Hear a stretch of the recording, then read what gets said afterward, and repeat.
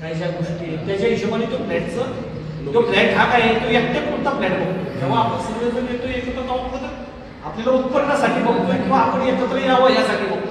Flat हा काय flat वैयक्तिक माणूस फ्लॅट बिल्डिंग बांधण्यासाठी सगळेजण पैसे लावतो, पण फ्लॅट बांधण्यासाठी तो त्याच्या स्वतःसाठी फ्लॅट बांधतो. फ्लॅट बांधताना तो काय म्हणणार समजा एखादा चिंचवडला राहिला तो चिंचवड भागातच पाहिजे, चाकण भागात राहिला त्याला समजा चाकणला जॉब देतो तिथंच बांधतो, येरवड्याला देतो तिथंच बांधतो. समजा आता ते हे जे काम करतात त्यांना वाटतं की आपले ते कस्टमर सांगतात त्यांनी बावदानमध्ये सांगितलं बावदानमधला माणूस तिथं घ्या.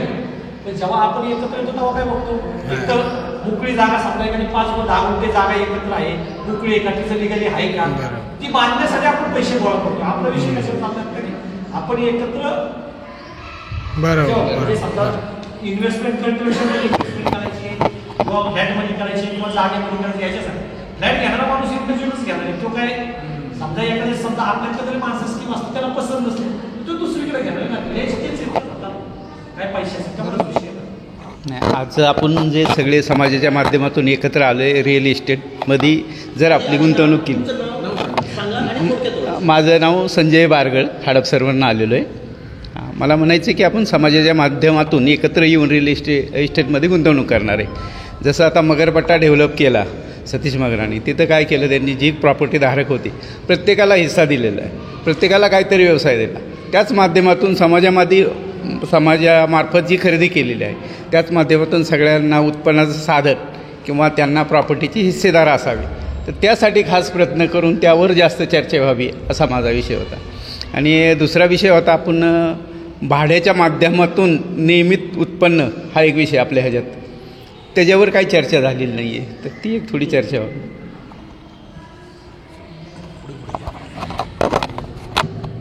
माझं नाव अनिल भांड, मी 30 वर्ष आले शिक्षक आहे आणि साधारण एक 26 वर्ष mutual fund, mediclaim, general insurance, life insurance यामध्ये काम करतो आहे. आता आपण इथे जे जमलो आहे ते वैयक्तिक प्रॉपर्टीसाठी नाही जमलेलो. खरं सांगायचं तर फ्लॅट घेणं जो इथं मला वाटतं प्रत्येकाचं राहण्यापुरते प्रत्येकाची घरं आहेत. आपण इथे आत्ता जे जमलो ते सामुदायिकरित्या धनगर समाजाचा विकास कसा होईल, जे रिअल इस्टेटमध्ये आपल्याला जी गुंतवणूक करायची त्या गुंतवणुकीमधून आपल्याला 2 रुपयाचे 4 रुपये कसे मिळतील या विचाराने आपण इथं आलेलो आहोत. त्यामुळं घेताना आपण 1 गुंठा 2 गुंठे हा विषयच नाही आहे. घेताना कमीत कमी 10-5 गुंठे, त्याच्यामध्ये 10-20 लोक, मग कोणाचे 1 लाख असतील कोणाचे 50 लाख असतील ज्याच्या त्याच्या कुवतीनुसार, आणि जेवढी तो इन्व्हेस्ट करणार आहे त्या प्रमाणात त्याला रिसेल करून किंवा ती प्रॉपर्टी डेव्हलप करून किंवा तिथं भाडे म्हणजे रिडेव्हलप करून किंवा बांधकाम करून फ्लॅट विकून किंवा भाड्याने देऊन हे गुंतवणुकीवर आपल्याला इन्कम जास्त कसं मिळेल या हेतूने गोपने साहेबांनी त्याच्या सर्व टीमने हा खटाटोप केलेला आहे असं मला वाटतंय. आणि हा अतिशय उत्तम उपक्रम आहे, कारण प्रत्येकजण स्वतःसाठी राहण्यापुरतं घर बांधतो, पण जेव्हा त्याचे स्वतःच्या राहण्याचा प्रश्न मिटतो त्यावेळेस त्याला वाटतं 2 पैसे कुठून तरी मिळले पाहिजे, आणि त्या हेतूने आपण सगळे एकत्र आलेले आहोत. आणि हा विचार करून मग एक टीम बनवली जाईल. आता ते कार्य कसं करायचं ते ठरवतील, पण मला असं वाटतं याच्यामध्ये आम्ही तयार आहोत इन्व्हेस्टमेंट करायला. फक्त आमचा जो विश्वास आहे तो विश्वास जपणं हे प्रत्येकाचं काम आहे. रिअल इस्टेटमध्ये सगळ्यात महत्त्वाचा भाग आहे पैसा. आज प्रत्येकाकडे कुणाकडे 10-20 लाख रुपये असे पडून आहेत, पण विश्वास कुणावर ठेवायचा हा रिअल इस्टेटमध्ये सगळ्यात मोठा प्रश्न आहे. कारण प्रत्येकजण म्हणून त्याच्यात प्रत्येकजण 5-10% तरी पोळलेला आहे. म्हणजे मी पण बऱ्यापैकी पोळलेलो आहे खरं सांगायचं तर. पण त्यामुळे हा विश्वास जपणं आणि त्या विश्वासावर आपल्या समाजाचा विकास करणं हे सगळ्यात महत्त्वाचं आहे. थँक्यू. एक काम करूया आपण, माईक थोडं पुढे नाही, प्रत्येकालाच माईक पासन करू, कारण त्यामुळं सगळ्यांची नावं कळतील. माईकची गरज नाही असू ते रेकॉर्डिंगसाठीच आहे. तर मला वाटतं असं टकले सर तुम्ही प्रत्येकाने आपलं नाव सांगा, म्हणजे नाव, ओळख, कुठं राहिलं आहे, कुठल्या क्षेत्रात आहे, हां, आणि आजच्या विषयाबद्दल त्यांचं जे काय मत असेल ते त्यांनी प्रत्येकाने मांडावं असं मी रिक्वेस्ट करेल.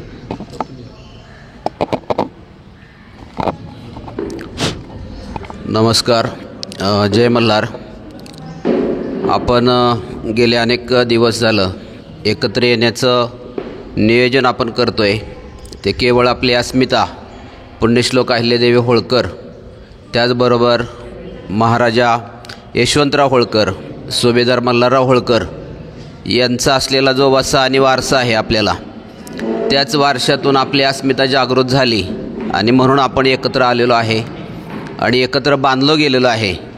कुठंतरी एखादं स्थान असावं आणि त्या स्थानाला स्मरून आपण एकत्र येण्याचं कार्य आपल्या या साप्ताहिक शाखेच्या माध्यमातून सुरू आहे. प्रथमतः माझी ओळख मी तुम्हाला देतो. मी रमेश टकले, मूळगाव ढेकळवाडी, तालुका बारामती. सध्या भोर तालुक्यामध्ये नसरापूरच्या जवळच हातवे गाव आहे, तिथं मी ज्युनियर कॉलेज आणि हायस्कूलवरती शिक्षक म्हणून कार्यरत आहे. गेली 22 ते 23 वर्ष झालं मी तिथं सेवा करतो आहे. आज आपल्याला या ठिकाणी ही जी कार्यशाळा आयोजित केलेली आहे त्याचा मुख्य उद्देश आहे की सर्व समाज बांधव एकत्र येणं आणि यामधून एक फर्म तयार करून, एखादी संस्था तयार करून त्या संस्थेच्या माध्यमातून आपल्याला इन्व्हेस्टमेंट करून त्याच्यातून जास्तीत जास्त नफा कसा मिळवता येईल. बरेचदा आपले मागाशी मार्गदर्शक जे होते, कोकरे साहेब असतील किंवा तांबे साहेब असतील किंवा अन्य ज्यांनी मार्गदर्शन केलं, त्यांच्या बोलण्यातून एक काही मुद्दे आपल्याला स्पष्टपणे जाणवले की जो समाज आजपर्यंत आपण एकत्र येऊन पाहिलं की मारवाडी समाज असेल किंवा गुजराती समाज असेल, त्यांनी पूर्वीच्या काळामध्ये ज्यांनी इन्व्हेस्टमेंट केली आणि त्यांनी प्रॉपर्टी तयार केली, स्वतःची दुकानं असतील, स्वतःचे होलसेल व्यापारी असतील किंवा आता रिअल इस्टेटमध्ये, कन्स्ट्रक्शन लाईनमध्ये असतील, बिल्डर लाईनमध्ये असतील, ज्यांनी मोठे बिल्डर म्हणून नाव कमावलेलं आहे, त्यांच्या पुढच्या पिढीचा आज जर बघितलं तर खूप मोठा फायदा आहे की त्यांच्या कुटुंबातल्या मुलांना फक्त ग्रॅज्युएशन करायचं आहे आणि आपल्या वडिलांचा व्यवसाय सांभाळायचा आहे. म्हणजे पुढच्या 7 ते 10 पिढ्या आता बसून खाणार आहेत, निवांत राहणार आहेत. आज मी शिक्षक असेल, माझं एक घर असेल, एखादा बंगला असेल, एखादी गाडी असेल, याच्यापुरतं सीमित न राहता माझ्या मुलाने माझ्या पुढची इस्टेट कमावी, माझ्यापेक्षा मोठं व्हावं, हा उद्देश हा एकत्र येण्याच्या पाठीमागचा असावा. आणि भविष्यामध्ये आपल्यामधीलच जसे सुधारित झालेले समाज व्यवसायाने एकत्र येऊन मोठे झालेले आहेत, तसा आपला समाजही मोठा व्हावा. भविष्यात आपल्या मुलांना संघर्ष करावा लागणार नाही नोकरीसाठी किंवा स्पर्धेसाठी किंवा कुठल्याही क्षेत्रामध्ये जायचं म्हटलं तर त्यांच्याकडे पूर्वीच वडिलांनी, वडीलधाऱ्या माणसांनी भांडवल करून ठेवलेलं आहे, व्यवसाय करून ठेवलेला आहे, इस्टेट करून ठेवलेले आहे. त्याच्यामुळं त्यांना संघर्ष करण्याची वेळ येणार नाही. मग त्यांचा वेळ संघर्षामध्ये न जाता त्यांचा वेळ मग राजकीय क्षेत्रामध्ये गेला पाहिजे, राजकीय क्षेत्रामध्ये त्यांनी पदार्पण केलं पाहिजे, त्यातून त्यांचं करिअर निर्माण केलं पाहिजे. जे आपण बघतोय की विधानसभेमध्ये आपले लोक कमी आहेत आमदार म्हणून किंवा संसदेमध्ये तर आता नाहीच बोललं तरी चालेल. काय कर्नाटकमध्ये असेल किंवा काय राजकीय त्यांचं एक अस्तित्व त्यांनी निर्माण केलेलं आहे. समाज मोठा आहे आणि एक संघ आहे म्हणून त्यांनी निर्माण केलेलं आहे. पण भविष्यामध्ये आपल्या इथं सुद्धा तसं व्हावं त्यासाठी आपण एकत्र आलो आहे. तर यातून जसं कोकरे साहेब म्हणाले की जसे शेअर्स असतील आपले, त्या माध्यमातून नफा त्यांना मिळाला जाईल. परंतु गोपणे साहेबांना आणि सर्व आपल्या टीमला इथं आपण एकत्र आल्याबद्दल आणि सर्वांना एकत्र बांधल्याबद्दल प्रथमतः धन्यवाद देतो. आणि दुसरी गोष्ट अशी की आपलं पहिलं रजिस्ट्रेशन फॉर्म तयार व्हावं, त्याच्या माध्यमातून जी इन्व्हेस्टमेंट असेल ती व्हावी आणि ती सगळी फर्मच्या नावाने व्हावी. उद्या खरेदी करताना सुद्धा फर्मच्या नावाने व्हावं. त्यातले जे सभासद असतील त्यांची नावं त्यात ऑलरेडी येणारच आहेत. ती कायमस्वरूपी सभासद म्हणून त्यांना त्या ठिकाणी स्थान मिळणार आहे. त्यामुळं माझं नाव आहे का नाही तपासण्याची काही गरज पडणार नाही. सभासद असेल तर त्यांना रीतसर पावती मिळणार आहे. 2 लाख रुपये एखाद्याने भरले असतील त्याला रीतसर त्याची पावती मिळणार आहे. रजिस्ट्रेशन होणार आहे, सगळं ॲग्रीमेंट होणार आहे त्याचं. आणि भविष्यात असा पारदर्शक व्यवहार जर आपल्या संस्थेचा राहिला तर कदाचित पुढच्या काळामध्ये अतिशय उत्कृष्ट काम आणि एक आदर्शवत काम तयार होईल असं मला वाटतं, विश्वास वाटतोय त्या याच्यातला. आणि आपल्या समाजाचं प्रामाणिकपणाचं जर म्हटलं तर खरोखरच सगळ्याच बाबतीत प्रामाणिकपणा असेल तर आपल्या समाजाकडे आहे. त्याबद्दल समाजाला आणि पूर्वजांना आपला धन्यवाद दिला पाहिजे की त्यांनी हा वारसा जपून ठेवला आहे आणि आपल्यापर्यंत आणखीन जपून ठेवण्याचं काम त्यांनी केलेलं आहे. आपण तो पुढं वाढवायचं आहे. आपल्याला प्रामाणिकपणा आपल्या समाजाकडे पाहिलं तर प्रामाणिकपणा म्हणून आपल्या समाजाकडे पाहिलं गेलं पाहिजे असं मला वाटतं. आणि तेच आपण टिकून ठेवूया आणि पुढं या छोट्याशा रोपट्याचं वटवृक्ष कसा होईल त्यासाठी आपल्या सर्व असलेल्या तज्ज्ञ मंडळींनी त्याच्यामध्ये लक्ष घालून तुमच्याकडे जे स्किल आहे त्याचं मार्गदर्शन करून जास्तीत जास्त डेव्हलप कसं केलं जाईल त्याचं मार्गदर्शन करावं. अशी मी विनंती करतो आणि थांबतो. धन्यवाद.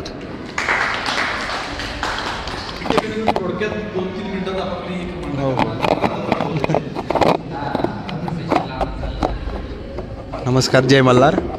मी राहुल गणेश दुधभाते, राहणार आत्ता इथं सुपर इंदिरानगर बीबीवाडीमध्ये.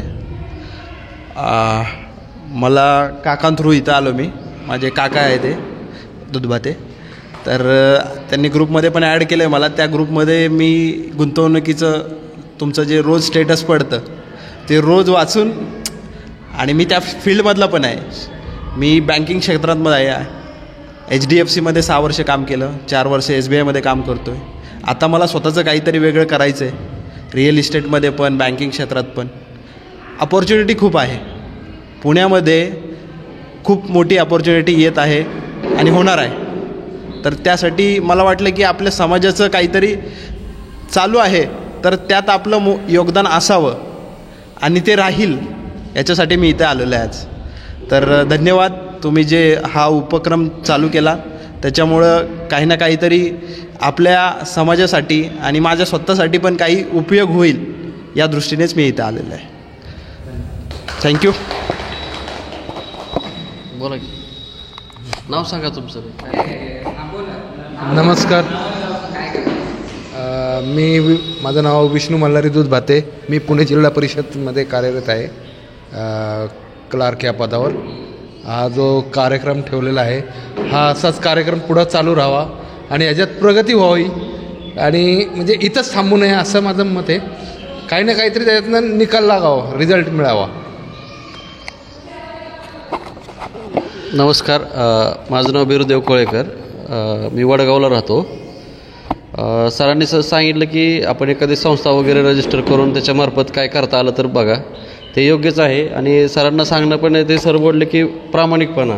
पण एवढं मार्केटमध्ये आता मी काय जास्त फिरलो नाही, पण मी जेवढं फिरलो तेवढा आपला जो समाज आहे, म्हणजे वेगवेगळ्या पद्धती, मी मार्केटिंगचं काम करतो आहे, त्यामुळं प्रत्येक ठिकाणी मी विचारतो म्हणजे कास्ट कुठली, मग ते थोडंसं वेगळ्या टेक्निकल विचारतो. म्हणजे डायरेक्ट कास्ट विचारत नाही, तुमचं मग मामा कुठले, हे कुठले, असं थोडंसं विचारत माहिती करतो. पण आपला समाज आहे तो 99% प्रामाणिकच आहे. 1% असं होऊ शकतं अपवाद, मग तो पण आपल्या लोकांवर विश्वास ठेवायला शिका, कारण आपली लोक बऱ्यापैकी प्रामाणिक आहेत. कोण कोणाला फसवणार नाही शक्यतो. आणि प्रत्येकाला म्हणजे माझं वैयक्तिक असं सांगणं आहे की पुढच्या पिढीसाठी आपण एखाद्या ही मोठ्या रेरा प्रोजेक्ट वगैरे ही दिशाभूल आहे. म्हणजे 80 लाख, 1 कोटी, 1.5 कोटीचा फ्लॅट घ्यायचा आणि त्यात आपण झोपायला जायचं. पण माझं असं वैयक्तिक म्हणणं आहे की माझं म्हणजे 11वी-12वीपासून माझा विचार होता की आपण असं नाही काय करायचं की एक फ्लॅट घ्यायचं आणि ते आयुष्यभर हप्ते फेडायचं. पण प्रत्येकाने कुठंतरी एखादा चांगल्या ठिकाणी जागा वगैरे भेटते का हा विचार करावा. म्हणजे जागा म्हणजे लिटिगेशन नसावं, क्लिअर टायटल असावं, एखाद्या सिनियर माणसांचं गायडन्स घेऊन जागा घेतली तर आपल्याला भविष्यात तिथून उदरनिर्वाह पण व्हावा, म्हणजे आपली राहायची पण सोय व्हावी आणि तिथनं आपलं अर्निंग पण व्हावं. मी आता माझं वैयक्तिक 1 गुंठा वडगावमध्ये घेतला होता. माझे 4-5 फ्लॅट आहेत. एक फ्लॅटमध्ये मी राहतो, एक 25-30 हजार मला भाडं पण येतं आहे. म्हणजे असं सगळ्यांनी विचार केला पाहिजे. थँक्यू. नमस्कार, माझं नाव दीपक शिवाजी नाचन, मोळगाव बेलसर. आत्ता राहायला पिंपळ्या गोरावमध्ये आहे. आणि ह्या रिअल इस्टेटमध्ये मी सुद्धा ऑब्झर्व करतो आहे, नॉर्मली आपण सगळेजण एखादी प्रॉपर्टी घेतो आणि ती सर्वाईव्ह करतो, म्हणजे जीवनभर ती सांभाळत बसतो. तर त्याच्यातून इन्कम म्हणून मी ह्या व्यवसायाकडं किंवा ह्या संधीकडं पाहतो आहे. आणि जर पाहिलं तर तसं जर सरांनी सांगितलं त्याप्रमाणे ह्या क्षेत्रामध्ये फसवणुकीचे प्रकार खूप मोठ्या प्रमाणात होऊ शकतात आणि होतात ते. जर आपण दररोजचा न्यूजपेपर वगैरे पाहिला किंवा आजूबाजूला पाहिलं तरी एकच प्रॉपर्टी 2-3 जणांना सेल केलेली असती. कशा पद्धतीने त्या ऑपॉर्च्युनिटीकडे बघायचं, किंवा एखादा प्लॉट आपण परचेस करतो आहे, खरोखरच तिथं डेव्हलपमेंट होणार आहे का, फ्युचर तिथले काय ॲक्सपेक्ट आहेत आणि किती टेन्युअरमध्ये तिथली डेव्हलपमेंट होऊन आपल्याला त्याचा रिटर्न्स जनरेट करू शकतो, हे एक महत्त्वाचं आहे. एक छोटंसं उदाहरण म्हणजे कात्रजच्या तिकडे चाकणच्या तिकडे खेड क्षेत्रात विमानतळ येणार म्हणून तिथले प्रॉपर्टीचे खूप रेट वाढले. बरेच जणांनी पॉलिटिशियन म्हणा किंवा सर्वसामान्य माणसांनी खूप मोठे प्रमाणात परचेस केले. तिथला तो प्लांट उचलून पुरंदरसारख्या तालुक्यात ते विमानतळ होतं आहे, तिथे आता ॲक्विजिशन चालू आहे. तिथल्या प्रॉपर्टीचे रेट वाढतात आहे, परंतु ज्यांनी इन्व्हेस्टमेंट केलेली आहे ती थोडी प्रमाणात असेल किंवा ज्याची जेवढी ऐपत आहे त्या प्रमाणात असेल, परंतु विनाकारण किंवा तिथले प्रॉपर्टीचे रेट न वाढल्यामुळे एखादा सर्वसामान्य गुंतवणूकदार अडचणीत येऊ शकतो. तर असं अवॉइड करण्यासाठी आपण काय प्रिकॉशन घ्यायची किंवा त्याचं कसं ॲनालिसिस करायचं हे एक आपल्या संस्थेमार्फत किंवा याच्यातून जर अवेअरनेस झाला तर ते उत्तम ठरू शकतं. धन्यवाद.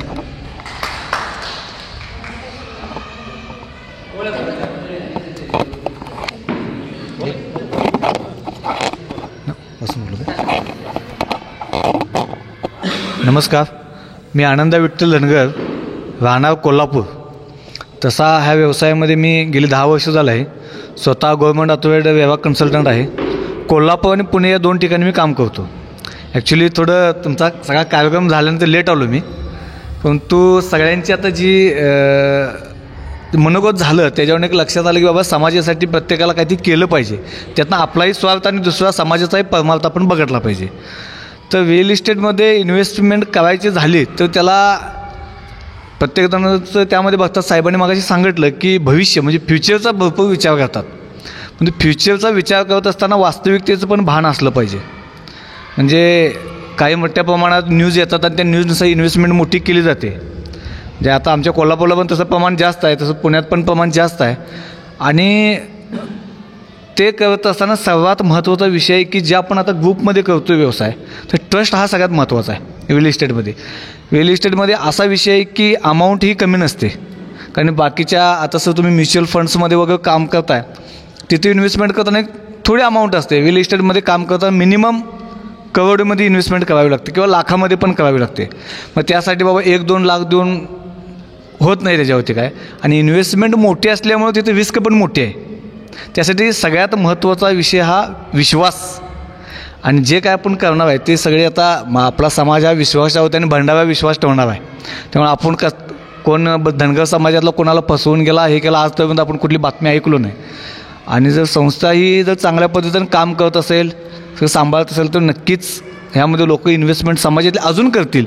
तसं आपलं जर मार्केटिंग होईल वेगवेगळ्या क्षेत्रातनं. कसं आहे तुमचं आत्ता आपण रिअल इस्टेटमध्ये जास्त प्रमाणात सोशल मीडिया मार्केटिंग होते, तर सगळ्यात जास्त माउथ पब्लिकेशन जे आहे त्यातून जे मार्केटिंग होतं ते सगळ्यात मोठं मार्केटिंग आहे. म्हणजे आता आपण इथं जे आलो ते सगळेजण सोशल मीडिया बघून आलो, परंतु साहेब तुमचा ते पाहुणे आले ते तुमच्या माउथ पब्लिकेशनमुळे आले. म्हणजे आता प्रत्येकाचा विश्वास जसं बसतो आहे हा रिअल इस्टेट व्यवसाय सगळ्यात महत्त्वाचा ह्यातला मुद्दा जो असेल तर ट्रस्ट आहे, आणि ट्रस्ट होतीचा हा व्यवसाय चालतो.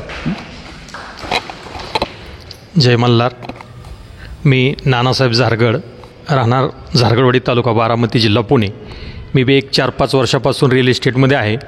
माझे जेवीचे 1-2 प्रोजेक्ट चालू आहेत आणि मला बी अजून एक अपेक्षा आहे की जेवीविषयी जॉईंट व्हेंचर ही माहिती मिळावी एवढी अपेक्षा. ठीक, धन्यवाद. नमस्कार, माझं नाव दत्तात्रय दादासाहेब शिंगाडे. माझं मूळ गाव कातरगडाव, तालुका खटाव, जिल्हा सातारा. मी दत्तनगरला राहतो. आणि माझं असं मत आहे की प्रत्येकाला प्रत्येक गोष्टीचं ज्ञान नसतं या, पण ज्यांना ज्या गोष्टीचं ज्ञान आहे त्यांनी पुढं होऊन एखादं कार्य जर केलं ना नफा ना तोटा या उद्देशावरती, सोनटक्के साहेब असतील, गोपने साहेब असतील, ना नफा ना तोट्यावर त्यांचं जर काय जात नसेल आणि समाजासाठी काय केलं तर अजून लोकसहभाग वाढून त्यातून समाजाचा विकास होऊन लोक आपला सहभाग वाढेल असं माझं मत आहे. नमस्कार, मी प्राचार्य डॉक्टर बापूसाहेब चौगुले, जांभळवाडी रोडला राहतो. रिअल इस्टेटमधला रसुद्धा माहीत नव्हता. आज फर्स्ट टाईम हे सगळ्या टर्म ऐकतोय आणि पहिल्यांदा जाणून घ्यायचा प्रयत्न करतो आणि मग माझं मत व्यक्त करतो. धन्यवाद सगळ्यांना. नमस्कार, माझं नाव भंडे अनंत निवृत्ती आणि मी एक शिक्षक आहे. तर ते गोपने सरांनी जे संकल्पना सांगितल्यात त्या ऐकल्यानंतर मला खूपच आता म्हणजे खूप छान वाटत आहे. आणि कसं आहे गुजरातची परिस्थिती आणि मुंबईमधली परिस्थिती आपल्याला माहीतच आहे. तर समाज एकत्र आल्यानंतर काय होऊ शकतं आहे त्या पण मुंबईमधली परिस्थिती बघितलेली आहे की गुजराती लोक एकत्र येऊन अख्खं मुंबई कब्जा केलेले आहेत. तर आपल्याला एवढं पुणे कब्जा करायचं नाही, फक्त एकत्र येऊन कुठून तरी एक सुरुवात करायची आहे, कुठून तरी एकत्र येऊन आपल्याला एक उपक्रम सुरुवात करायचे चालू करायचे आहे. नंतर आपल्याला भरपूर काय असं कामं करत असताना खूप आनंद मिळेल. आणि संघटित समाज ज्यावेळेस एकत्र येऊन काम करतो त्यावेळेस त्याच्या इतका आनंद जगात कुठंच नसतो. तर आपल्याला खूप आनंदसुद्धा मिळेल याच्यामध्ये आणि खूप आपली प्रगती होईल आणि समाजाच्या एकसुद्धा समस्या राहणार नाहीत. आज आपण गोपने सरांनी एक उपक्रम चालू केले तर आज एवढे जण जमलो होतो आपण. एवढ्या जणांनी प्रत्येक जणांनी 2-3 जर व्यक्तीला जर घेऊन आलं आपण तर आपली संख्या भरपूर वाढणार आहेत. आणि एकत्रित येऊन सरांनी जे बँक वगैरे म्हटलं ते खरंच खूप असं इनोव्हेटिव्ह उपक्रम. एवढंच बोलतो. धन्यवाद. नमस्कार, मी दत्तात्रय निवर्ती भंडे. मी नोकरी करतो टाटा कंपनीमध्ये. माझं काय रिअल इस्टेटबद्दलचं काही अनुभव नाही. मी माहिती घेण्यासाठी शिकण्यासाठी आलेलं आहे. कारण नोकरी करणाऱ्या माणसांचं काय जास्त स्वप्न नसते, ते स्वतःचं काय घर चालवण्यातच आयुष्य जातं. स्वतःचं घरसुद्धा व्यवस्थित होत नाही.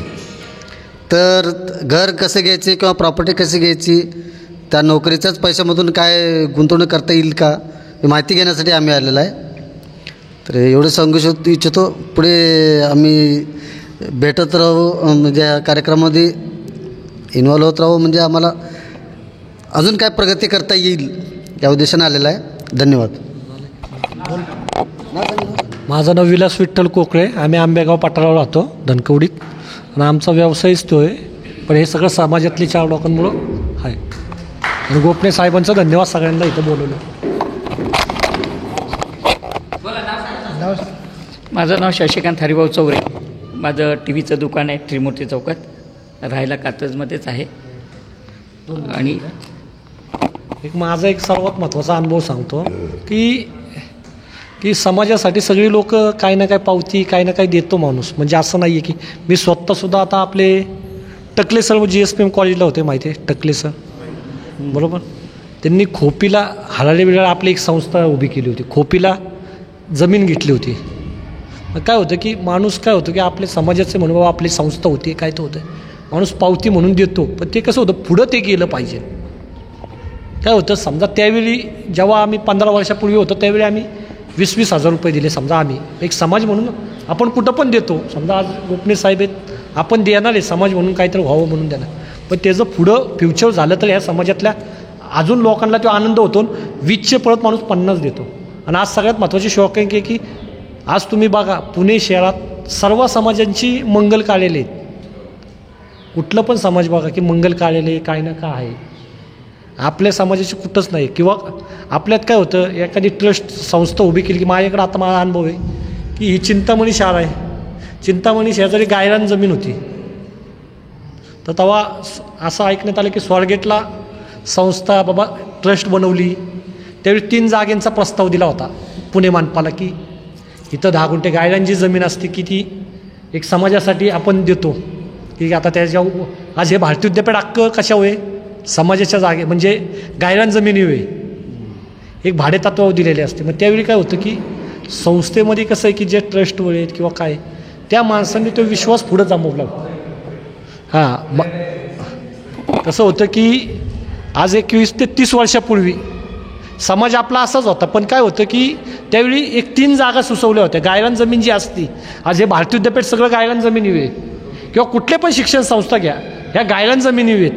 मग ह्यासाठी संस्था उभी केल्यानंतर त्यात ठेवे देवे न करता अध्यक्ष हे आपण एक युनियन बनवली पाहिजे. त्यात बाबा चला बाबा हे बघतात तर त्यांच्यावर विश्वास ठेवून एक संस्था बनवली पाहिजे. तेव्हा ती आपल्याला काही वेळी गायरान जमीनसुद्धा एखादी हितं नाही पलीकडे भेटू शकते. आज सगळं जेवढी समाज कार्यालय आहेत ती पण गायरान जमीन म्हणजे काहीतरी संस्थेला महानगरपालिका. मग त्यात कसं झालं की त्यावेळी असं आलं की अध्यक्षपदावरनी भांडणं झाली किंवा कशावरनी भांडणं झाली.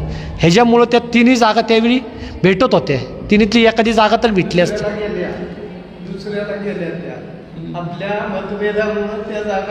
दुसरे मग ह्यासाठी कसं आहे जरी माझं एक मत आहे की मतभेद झाले तरी जो पुढं आहे त्यांनी ती दुसरी लोक घेऊन तो विषय केला पाहिजे. नाही तर ते मतभेद झाले म्हणून तो विषय सोडून नाही दिला पाहिजे.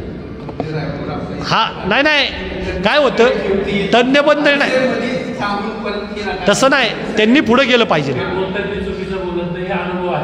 त्यांनी पुढे गेलं पाहिजे. कसं होत आम्ही पण दिलेत भाई. समजा आम्ही तर त्यावेळी तेव्हा काय समाजाचा विषय काय, फक्त समाजाचे आले म्हणून आपण दिले. त्यावेळी काय आपला रिअल इस्टेटचा व्यवसाय नव्हता, काही नव्हता. म्हणजे काय धंदा, आपण पण छोटाच धंदा करतो. पण त्यानंतर अजून एक विषय की असा जमिनीचा पण विषय. त्यासाठी कसं होतं की महत्त्वाचं कसं होतं की जे गायगाने किंवा काय त्या आता कसं होतं, समजा गोपने काय साहेब आहेत, आपण सगळ्यांनी गोपने साहेबांवर विश्वास ठेवला, तुम्ही ट्रस्ट करा. समजा 4 लोक, ह्या 4 लोकांनी त्यांना विरोध, पण त्यांनी त्या पुढं नेलं पाहिजे.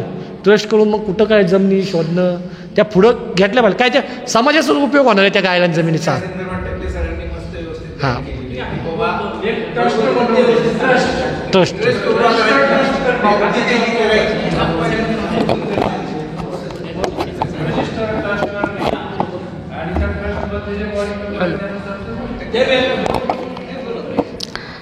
हॅलो हॅलो सर्वांना जय मल्हार. मी गणेश दुगाने आहे आणि मी प्रॉपर परभणीचा आहे. मी सतत सकल धनगर महासंघाच्या या कार्यक्रमाचा सहभाग आहे. सुरुवातीला हा कार्यक्रम जो आपण घेतला आहे तो अन्न, वस्त्र आणि निवारा या माणसाच्या 3 मूलभूत गरजा आहेत. त्यापैकी सगळ्यात मोठी जी गरज आहे ते घर असतं आणि ते घर सगळ्यांना मिळावं या संदर्भामध्ये रिअल इस्टेटचा हा बिझनेसचा सिंडिकेटची मीटिंग होती. भरपूर लोक असे आहेत की आज जे मोठ्या पदावर आहेत ते इथं उपस्थित आहेत, पण भरपूर जण आज इथं जे नाही आले ते खूप एकदम मागास आहेत. म्हणजे त्यांच्याकडे आज घर नाही आहे. मला असं वाटतं की 25-30% पुढं लोक आजही भाड्याने राहतात, की त्यांना आज इथं यायला पाहिजे होतं, की त्याला स्वतःचं घर या शहरामध्ये त्याची इच्छा, त्याचं स्वप्न हे सगळ्यात अगोदर कोणतं असेल तर घराचं असतं. आणि या माध्यमातून आजच्या मीटिंगमध्ये जो आपण मुद्दा घेतला की हा खरंच समाजाच्या प्रश्न सोडवण्याचा मुद्दा आहे. आणि हे मीटिंग आज एक झाली याच्यावर थांबणार नाही, तर शेवटच्या घटकाला घर दिल्याशिवाय आपण थांबणार नाही. हा सगळ्याच्या वतीने मी इथं विश्वास निर्माण करतो की प्रत्येकाला आपल्याला घर द्यायचं आहे. मग सातत्याने मीटिंग समाजाशी संघटित जर राहिलं तर त्या व्यक्तीपर्यंत हा मेसेज किंवा हा लाभ मिळणार आहे. पण त्यासाठी लोकांनी मागासलेले जे लोक आहेत, ज्यांच्याकडं घर नाही, ज्यांच्या मुलांना व्यवसायामध्ये संधी नाही, आपण महात्मा ज्योतिरावजी फुलेंचं एक वाक्य आहे, मतीविना नीती गेली, नीतीविना गती गेली, गतीविना वित्त गेले आणि वित्तविना शूद्र खचले. ही गोष्ट जेव्हा महात्मा फुलेंना कळाली होती तेव्हा त्यांनी इथं या महाराष्ट्रामध्ये मुलींची पहिली शाळा सुरू केली. आणि त्या शाळेमध्ये पहिली शिक्षिका सावित्रीबाई फुले होत्या. आणि सावित्रीबाई फुलेंनी अंगावर चिखल दगड झेलले आणि त्याचं खरं आज त्या गोष्टीचं हित झालं. कारण की आपली भगिनी आज IPS अधिकारी, आज IPS कमिशनर झाल्या. हे त्यांचं फायदा आहे. म्हणून सर्वांना एकच विनंती आहे की एकट्याने नाही तर एकीने ही गोष्ट होणार आहे. त्याने सगळ्यांनी एक व्हायचं आहे, एकट्यानं यायचं आहे, नाही तर सगळ्याला घेऊन यायचं आहे. हा कार्यक्रम सातत्याने समाजाला द्यायचा आहे. त्यासाठी तन मन धन असेल, वेळ असेल, ज्ञान असेल, ह्या सगळ्या गोष्टी आपल्याला द्यायच्या आहेत, तरच हे शक्य आहे. नाही तर आज कार्यक्रम झाला आणि इथं विसरून पुढे आपण त्याचा जर पाठपुरावा केला नाही तर ती गोष्ट होणार नाही. आणि तो आपण कंटिन्यू करणार आहोत. वर्षाचे 12 कार्यक्रमाच्या पुढे आपण कार्यक्रम घेणार आहोत. आणि समाजाला संघटित करण्यासाठी निश्चितच शब्द देतो की सकल धनगर महासंघाच्या वतीनं कोणाचाही अविश्वास होणार नाही असं कार्य आपण या निमित्ताने करणार आहोत. एवढं बोलतो आणि थांबतो. जय मल्हार. नमस्कार, मी किसन हंडाळ दौंडवरून आलेलो आहे. मी प्रथमच ग्रामीण भागातून आलो. मला काही जास्त माहिती नव्हतं, पण इथं आल्यावर आपल्याला किती संधी आहेत. आणि गोपने साहेबांनी जो कार्यक्रम केला आहे तो उल्लेखनीय आहे. असंच कार्यक्रम उलट झाले तर समाजाचा नक्कीच फायदा होईल, एवढंच मी मत व्यक्त करतो. तर आपण ह्या कार्यक्रमाच्या समारोपाकडे आलेलो आहे. बसून बोलू. पण आता जसं बऱ्याच लोकांची इथं मागाशी असं मत व्यक्त केलं होतं की हे आजची कार्यशाळा झाली, सगळ्या मान्यवरांनी त्यांची मतं मांडली आणि आता वैयक्तिक मतं मांडली, पुढं काय, किंवा आपण डिस्कशन केलं काय करायचं, ऑप्शन बघितले, पण याचं पुढं काय होणार, आता ह्या पुढं काय होणार याचं उत्तर आपल्याला त्यांच्या विजय सर सांगतीलच. पण मला वैयक्तिक असं वाटतं की हे कुठलीही गुंतवणूक करताना आपण आता 2 प्रवाह ह्याच्यामध्ये आहेत की आपल्या समाजातील ज्या लोकांना घरं नाही आहेत त्यांच्यासाठी ना नफा ना तोटा या तत्वावरती आपल्याला पुढे जाता येईल, आणि आपल्याकडं जर सरप्लस म्हणतो ना, आपलं सगळं घरबार सगळं चालून आपण जे काय सेव्हिंग करतो त्यातून ह्यात इन्व्हेस्टमेंट करून आपल्याला त्यातून नफा कसा मिळवता येईल, अशासाठी ट्रस्ट करावी लागेल का एखादी LLP फॉर्म करावं लागेल, कंपनी फॉर्म करावं लागेल, कारण ट्रस्टचे निर्बंध ते वेगळे असतात. नाही म्हणजे आणि बरोबर आहे. आणि जर आपल्याला यातून नफा वगैरे असं काय कमवायचं असेल तर आपल्याकडे कंपनी स्थापन करावं लागेल. त्याच्यामध्ये जे कोई लोक त्यात इन्व्हेस्ट करतील ते त्यात भागीदार राहतील. महत्त्वाचं डिसिजन घेण्यासाठी अर्थात अध्यक्ष, ट्रस्टी, ह्या सगळ्या खजिनदार, या सगळ्या गोष्टी असतात. आणि जसं सगळ्यांनी मागाशी विश्वास व्यक्त केलेला आहे आपल्या या सगळ्या टीमवरती की यातूनच 3-4 लोक पुढे येऊन त्या सगळं कारभार पुढे बघतील. फक्त सगळ्यांचा सहभाग पाहिजे, सगळ्यांचा विश्वास पाहिजे, आणि तर आपण यातून निश्चित पुढे जाऊ. मी आता विजय सरांच्याकडे देतोय, त्यांनी त्यांचं मनोगत व्यक्त करावं. सगळ्यांनी सकाळपासनं अगदी मला वाटतं 9 वाजल्यापासून बरेच मंडळी वेगवेगळ्या कार्यक्रमात आपण सहभागी आहोत. 3 कार्यक्रम झाले. सकाळी स्मारकावरती झाला, त्याच्यानंतर फराळ कार्यक्रम झाला आणि कार्यशाळा. सगळेजण भरपूर वेळ दिलेला आहे, त्याबद्दल मी सगळ्यांचे प्रथमतः आभार मानतो. लांबून आलेले बांधव आहेत. बिरुजीने एक सांगितलं 99% प्रामाणिक आहेत, 1% आणि ते 1%नीच सगळा धुमाकूळ घातलेला आहे. आणि त्याच्यामुळं काय झाले, वातावरण अविश्वासाचं असतं. आणि या अविश्वासाच्या वातावरणामध्ये आपण जे सामाजिक चळवळीमध्ये काम करणारे सगळेजण आहोत, अनेक वर्ष काम करतो आहे, 20-25 वर्ष झालं. त्यांची जबाबदारी अधिक आहे की आपण प्रामाणिकपणे काम केलं पाहिजे.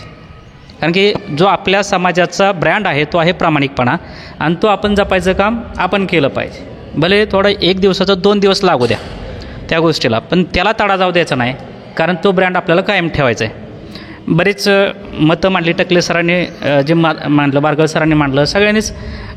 कोल्हापूरवरून आपले हेगडे साहेब आलेले आहेत, एवढ्या लांबून सगळे आलेले आहेत.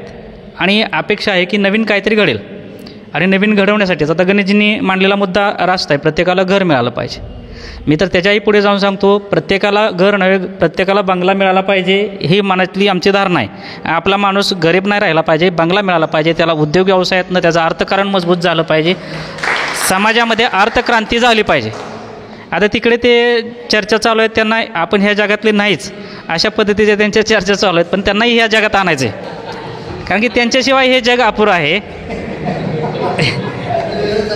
त्यामुळे त्याच्या वेगळ्या विश्वातनं त्यांना थोडं इकडं आणणं गरजेचं आहे. आणि हे तेवढ्याचीच जबाबदारी नाही, हे सगळ्यांची जबाबदारी आहे, तुमच्या माझ्या सगळ्यांची जबाबदारी आहे. कार्यशाळेला पण उद्याच्या काळामध्ये हे काही आज कार्यशाळा घेतली म्हणून इथं संपणार नाही. उद्याच्या काळामध्ये आपल्या भगिनीला घेऊन यायचं, कारण की बरेच लोक आता ह्याच्यातले असे आहेत, शासनामध्ये काम करतात, त्यांना काही मर्यादा पडतात, पण त्याच्या भगिनीसमोर येऊन काम करू शकतात. त्यांच्या माध्यमातून आपल्याला गुंतवणुकीचे खूप पर्याय आहेत. आपल्याकडे खूप प्लॅटफॉर्म्स आहेत आणि प्रामाणिक प्लॅटफॉर्म्स आहेत, चांगले इन्कम जनरेट करून देणारे प्लॅटफॉर्म आहेत. आपल्याकडे खूप असे अधिकारी आहेत की त्यांची इच्छा आहे की आपण काहीतरी केलं पाहिजे, त्यांचं पाठबळ असतं, नेहमी उपक्रमांना पाठबळ असतं. त्यांची इच्छा आहे की समाज पुढे गेला पाहिजे, समाजामध्ये अर्थक्रांती झाली पाहिजे. पण करणारे विश्वासू माणसं जर समोर असतील तर ही ताकद सगळी एका ठिकाणी येते, आणि तो विश्वास आपल्या टीममध्ये आहे. तुम्ही डोळे झाकून निश्चिंत राहा. मी तुम्हाला हक्काने सांगतो का की जर वाटतंय की इथं चुकीचं घडतं आहे तर तिथं आम्ही जागेवरती थांबू की हे चुकीचं घडतं आहे, आणि आजवर आम्ही ते प्रामाणिकपणे पाळलेलं आहे. आणि सगळ्यात सुंदर दागिना जो आहे, महिलांचे सोन्याचे असतात, पण आमच्यासाठी चारित्र्य हा जो आहे तो सगळ्यात सुंदर दागिना आहे, आणि तो जपायचा आम्ही प्रयत्न 100% करणार. याच्यानंतर विषय पुढचा येतो. आता शेवटी त्याच्यावरती बोलावंच लागतं, त्याच्याशिवाय जाणार कसं आपण पुढे, हे माहिती झालं पाहिजे. आर्थिक प्रबोधन हा विषय जो आहे तो आपल्याकडे होत नाही. जसं तुम्ही सरांनी सांगितलं की मुंबईचं उदाहरण, मारवाड्यांनी तिथे मुंबईवरती कब्जा केला, पण आपल्याला कुणी रोखलं नाही, आपणच आपल्याला रोखून ठेवलं आहे. आपण कधी संधी शोधणार आहे का? आपण आपल्या विश्वात जत्रा, खेत्रा, बोकडं, मटण ह्याच्या बाहेर कधीतरी पडलं पाहिजे ना, शोध घेतले पाहिजेत. बरंच काय आहे, आपण अनेक शोध लावलेले आहेत, हा शोध घ्या का कमी पडतोय? पूर्वी ती संपत्ती होती आपली, आता संपत्तीची साधनं बदललेली आहेत, ती साधनं शोधण्याचा प्रयत्न केला पाहिजे. मग हे करत असताना आपल्या लोकांना जे कुणी आहेत याच्यामध्ये करोडपती देखील असला पाहिजे आणि रोडवर आपला भाजी विकणारा देखील भाजी विक्रेता असला पाहिजे आणि ही सगळी समाजाची युनिटी जी आहे ते त्याच्यातनं एक प्रेझेंटेशन महाराष्ट्राला गेलं पाहिजे. महाराष्ट्रासाठी आपण दिशा देणारं काम करणार आहोत. हे करत असताना आपल्याला जे लिगल फॉर्मॅट्स बिझनेससाठी करायचे आहेत, अल्टिमेटली आपण सामाजिकदृष्ट्या काम करतो आहे, परंतु त्याच्या मागची विचारधारा जी आहे तो सक्षम समाज निर्माण झाला पाहिजे. आर्थिक असेल, शैक्षणिक असेल, सांस्कृतिक असेल, राजकीय क्षेत्रात, सगळ्या क्षेत्रात समाज आपल्याला विलाजी लीडवरती गेलेला पाहिजे. जसं आता ह्यांच्या मागं आम्ही सारखं लागलेलो असतो. ते आधी त्यांची इच्छा वेगळी होती, पण आता त्यांना आम्ही त्या इच्छेच्या मार्गावरती आणलेलं आहे. तर हे सगळं का करावं लागतं आहे की आपली माणसं पुढे गेली पाहिजेत, माणसं ताकदवर निर्माण झाली पाहिजेत. आज ताकद नसली की तो माणूस काय त्याच्या मनामध्ये न्यूनगंड असतो. ते तिघामध्ये मी बसलो आणि त्यांनी मला घेतलं, तर उद्या अशी परिस्थिती झाली पाहिजे माझ्यामुळं ते 3 आलेत ही भावना निर्माण झाली पाहिजे. म्हणजे सांगायचं मी जास्त उघडपणे नाही बोलत विलासभाऊ, पण उद्याच्या काळात अशी स्थिती निर्माण झाली पाहिजे की आपण सगळ्या क्षेत्रावरती प्रभाव टाकला पाहिजे आणि तो आर्थिक ताकदीनंच टाकू शकतो. संख्या असणारी ह्या शहरामध्ये छोटी संख्या असणारे अनेक समाज आहेत आणि त्यांची मी आता नावं घ्यायची गरज नाही. त्यांनी बरंच मोठं साम्राज्य निर्माण केलं, राजकीय साम्राज्य आहे, आर्थिक साम्राज्य आहे, सगळंच साम्राज्य निर्माण केलं आहे. ते एकत्र येतात, बसतात, त्यांची विचारधारा असती, पैसा ते रोटेट करतात, एकामेकामध्ये सर्क्युलेट करतात, त्या टक्केवारीने देतात, घेतात, येतो. हे सतत बसण्यामुळे झाले. ते आर्थिक संस्कार जे आहेत ते झालेले आहेत त्यांच्यावरती. आमच्यावरती आर्थिक संस्कार किती झाले आहेत? नाही झाले ना. आर्थिक संस्कार होणं फार गरजेचं आहे. गुंतवणूक कशी करायची, ती रिटर्न कशी द्यायची, तो विश्वास कसा ठेवायचा, लिगल फॉर्मॅट्समध्ये इक्विटी कशी आणायची, शेअर होल्डिंग कसं करायचं, हे प्लॅटफॉर्म्स कुठे आहेत? ज्या सागरामध्ये पैसा आहे मुंबईमध्ये ते असते स्टॉक मार्केट.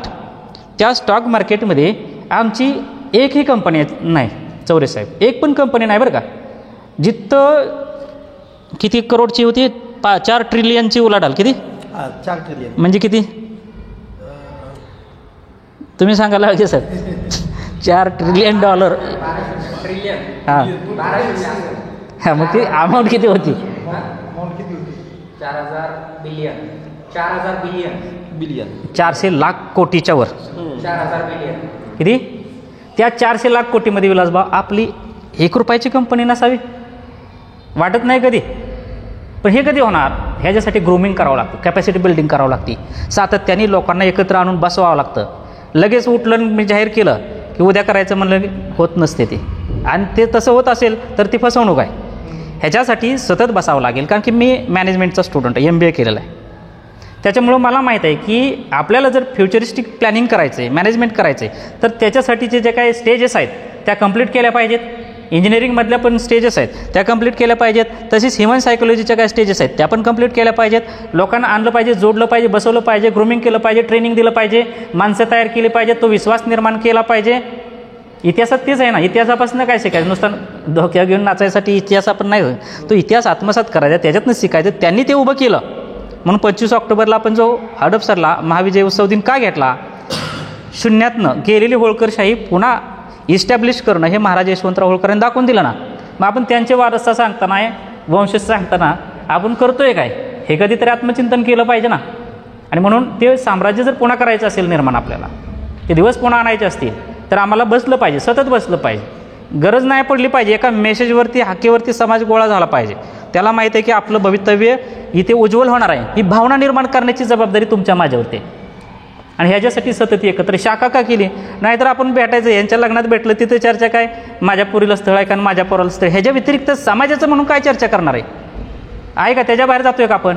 म्हणून आज इथे एकत्र करण्याचा उद्देश तो आहे. आणि गॅरंटेड सांगतो की या बैठका जशा आहेत हे करण्यामागचं आमचं विजन असं आहे की आपल्या लिगल फॉर्मॅट्समधल्या प्रोफेशनल, मी शब्द वापरतोय बघा, याच्यामध्ये सामाजिक विचार जो आहे तो प्रोफेशनलमधनं सामाजिक होतच जाईल ऑटोमॅटिकली. धीरूभाई अंबानीनं कंपनी स्थापन केली, लाखो लोकांना रोजगार दिला, सामाजिक काम झालं, पण ते प्रोफेशनल झालं ना, त्याचा बिझनेस प्रोफेशनल झाला. 1 पिढी 2 पिढी पुढच्या पिढ्यांचं करून ठेवलं ना. आम्ही तो प्रोफेशनल विचार कधी करणार? आपल्याला जे करायचं ते प्रोफेशनल करायचं. लिगल फॉर्मॅटमध्ये कंपनीज होतील, भले ते LLP होईल, प्रायव्हेट लिमिटेड होईल, पब्लिक लिमिटेड होईल, जे होईल ते होईल. जे करायचं ना ते मोठ्या स्केलवरती करायचं. आज झोपडीचा विचार करत असलो तर उद्या आपल्याला आहेत ना मोठे बंगले आणि इमारती बांधायचा विचार डोक्यामध्ये आपल्याला असला पाहिजे. त्याचा पाया आपल्याला तेवढा मजबूत करायचा. ह्या सगळ्या लोकांना शिफ्ट करायचं, लिफ्ट करायचं आपल्या आणि आहेत तेवढे कॅपेबल आहेत ना लोक आपल्याकडं, नाही असं नाही, फक्त ते मार्ग माहीत नाहीत. वेगवेगळे चॅनल्स जे माहितीसाठी पाहिजेत ना ते चॅनल्स माहीत नाहीत. आणि माहिती करून द्यायला आपल्याकडे काही स्वार्थी लोक थोडी आहेत 1% बिरोजी, त्यांना वाटत नाही की ही डेव्हलप झाली पाहिजेत. नाहीतर मग ही अडाणी ठेवली, ही खाली दाबून ठेवली तर ह्यांच्यावर राज्य करता येईल, ही डोक्यातली भावना असते. त्याला हे माहीत नाही की ही मोठे झाली तर आपण त्याच्यापेक्षा अजून मोठे होऊ शकू आणि आपलं वजन तेवढ्या मोठ्या लेवलला वाढेल ही अजून समज नाही. आणि त्याच्यामुळं आपल्याला भविष्य काळामध्ये IPO आणण्याच्या लेवलच्या जे बिल्डर्स मोठे आहेत, ज्यांचे मार्केट कॅपिटल 2 लाख 5 लाख 10 लाख करोडचे आहेत, तशा कॅपॅसिटीच्या कंपनी आपल्याला इस्टॅब्लिश करायची. होऊ शकतं का? होऊ शकतं ना. ते पण जिवंत माणसं आहेत, आपण पण जिवंत आहोत, पण आपल्यामधले विचार मेलेले आहेत. आणि ज्या समाजात विचार मरतो तो समाज मृत असतो, पूर्णपणे मृत होतो.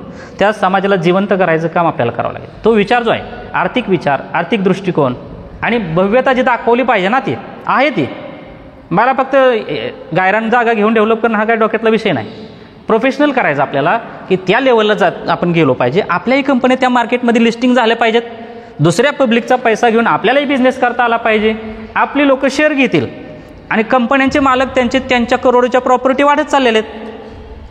पैसा तर आमचा असतो ना कुठल्याही माध्यमातून. बऱ्याच लोकांना वाटतं की आपण पैसा लावतो ना, तुमचा पैसा जातो म्युच्युअल फंडात, तुमचा पैसा जातो बँकातनी, तुमचा पैसा वेगवेगळ्या ठिकाणी, तो शेवटी कुठं जातो गणेशजी? त्या सागरात जातो स्टॉक मार्केटच्या. माहीत आहे तुम्हाला? आणि तिथं आपली कंपनी नाही. बऱ्याच लोकांना माहीत नाही, आपला पैसा गुंतवणूक करतात पण आपला पैसा शेवटी कुठं जातोय हे लक्षात घेतलं पाहिजे. त्या शेवटच्या पॉईंटमध्ये आपण नाही, जिथून रिटर्न चांगले मिळतात तिथे आपल्या कंपन्या नाहीत, जिथून पब्लिकचा. मी म्हणतो उलटा आपण आता मार्ग बदलले पाहिजेत. आपल्या कंपन्या अशा डेव्हलप केल्या पाहिजेत, प्रोफेशनल बिझनेस करून त्या लिस्टिंग केल्या पाहिजेत. दुसऱ्या पब्लिकचा पैसा आणून आपण बिझनेस केला पाहिजे. आपलं तर करायचंच आहे हो, पण सर्वांना बरोबर घेऊन जाण्याची भूमिका असली पाहिजे. त्यामुळं व्यवस्था जी आहे, व्यवस्था निर्मिती हा एक भाग महत्त्वाचा आहे. पॅरलल व्यवस्था जर आपण निर्माण केल्या समाजाला लिफ्ट करणाऱ्या, जसे बँकेचा विषय आपण पुढे गंडे साहेबांच्या माध्यमातून चालू केलेला आहे. विजय वाघमोडे आणि लवराज गंडे साहेब दोघांनी तो विषय आम्हीच घेतला होता. परत सर म्हटले आम्ही ह्याच्यामध्ये करतोच आहोत, करा म्हणलं. माणसं काम करणारी चांगली असली ना पुढे तर त्यांना सपोर्ट देत जाऊ. माझ्या मागे चाललं पाहिजे असं माझी कधी धारणा नाही. माझ्याकडे विचार आहेत का असेल, मी चांगलं काम करत असेल, माझ्या मागे राहा. माझ्यापेक्षा अजून कोणी चांगला जर मिळाला तर त्याच्या पाठीमागे आपण सगळे मिळून उभे राहू. हे आपण धोरण स्वीकारलं पाहिजे. लवचिकता आपल्या सगळ्यांच्यामध्ये असली पाहिजे.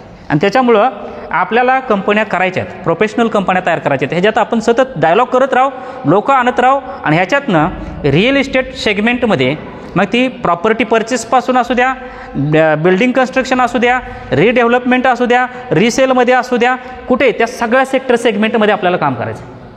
आणि ह्याची तयारी आता सगळ्यांना वेळ मिळणार नाही. याच्यातले काही लोकजण ह्याच्यामध्ये काही संचालक असतील, उद्या काही ह्याच्यामध्ये एम्प्लॉई असतील, उद्या ह्याच्यामध्ये काय नुसते इन्व्हेस्टर असतील, स्लीपर इन्व्हेस्टर म्हणजे शेअर होल्डर असतील. रिटर्न कसे मिळतात हा एक फॉर्म्युला असतो. प्रोफेशनल मॅनेजमेंटनं कंपन्या चालवायला आपण शिकलं पाहिजे. आपल्या माणसांचा प्रॉब्लेम आहे की आपण प्रोफेशनल नसल्याकारणानं आपण प्रोफेशनली ते रन करत नाही. आणि प्रोफेशनलिझम असलेल्या माणसाला हायर करू, देऊ ना चांगले पगार. पण तो जर चांगला पगार देऊन जर चांगले 4 पैसे देत असतील, जे काम करतायत प्रोफेशनल कंपन्यांमध्ये त्याला माहीत आहे प्रोफेशनली रन बऱ्याच कंपन्या आहेत आणि त्या बेस्ट चालतात. मग आपण आपल्या कंपन्या का नाहीत? हा कधी संस्थात्मक निर्मिती हा विषय कधी आपण विचारात घेतला नाही बंडसाहेब? का नाही घेतला? आम्ही आमच्या हेवे दाव्यातच अडकून पडलो आहे. आमच्या मुलाबाळांचं भविष्य बदलायला आपली इच्छा पाहिजे. नाहीतर आता काही भागामध्ये आपली वस्ती मजूर वस्ती आहे. त्या मजुराच्या मुलानं एका पिढीनं, दुसऱ्या पिढीनं, तिसऱ्या पिढीनं मजूर म्हणून जगायचं का? बदल घडवला पाहिजे ना. आणि त्या बदलाचे वाहक साक्षीदार आपण झालं पाहिजे.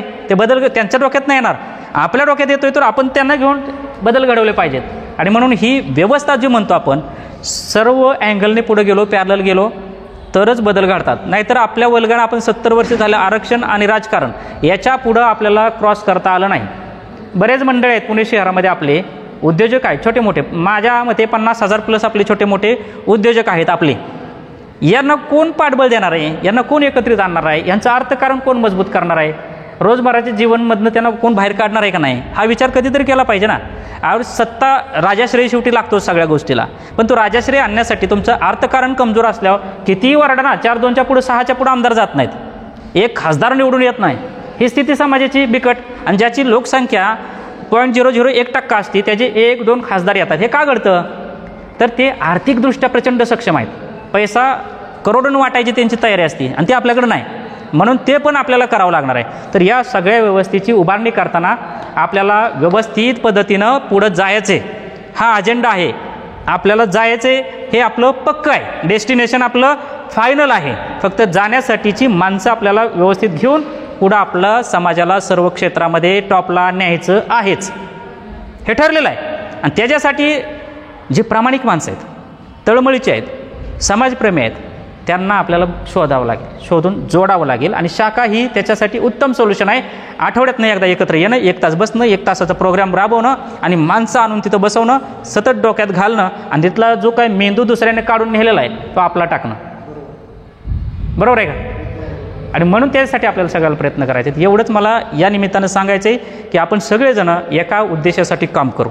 आपला उद्देश फिक्स आहे, समाजाला सर्व क्षेत्रात पुढे न्यायचे. माझा माणूस गरीब राहायला नाही पाहिजे, धनगर धनाचं आगर, हे धनगरच झालं पाहिजे, एवढ्यासाठी आपल्या सगळ्याला काम करायचं. एवढंच मी सांगतो. आणि सगळ्यांना आल्याबद्दल पुन्हा एकदा मी सगळ्यांचे मनापासून आभार मानतो. विश्वास ठेवा, 100% पुढच्या 10-20 वर्षामध्ये ही क्रांती झालेली तुम्हाला पाहायला भेटेल.